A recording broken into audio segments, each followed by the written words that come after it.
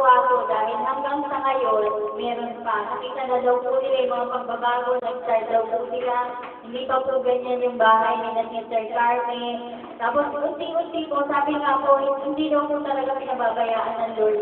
Yung kung sino mang tahanan na nagbubukas para sa gawain niya. At eventually po, nakita talaga, gradually, nakita nila yung improvement na ginawa ng Lord sa buhay ni Sister Carmen. At spiritual nanay, ni Sister Carmen.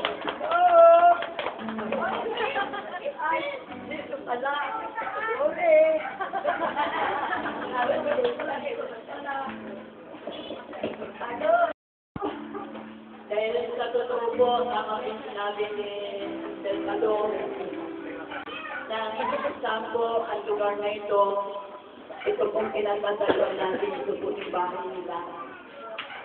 Yung bahay din po nila, ilupa na yan, wala pang daanan, wala pang building na maganda.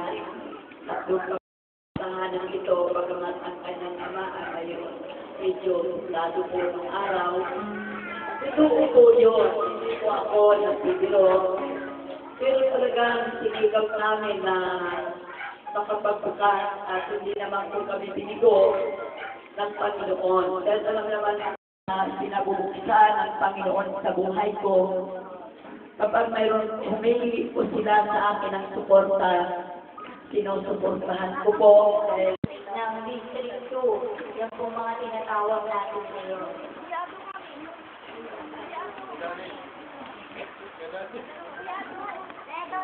Magandang hapon po lahat. Una sa lahat, gusto ko kayong batiin.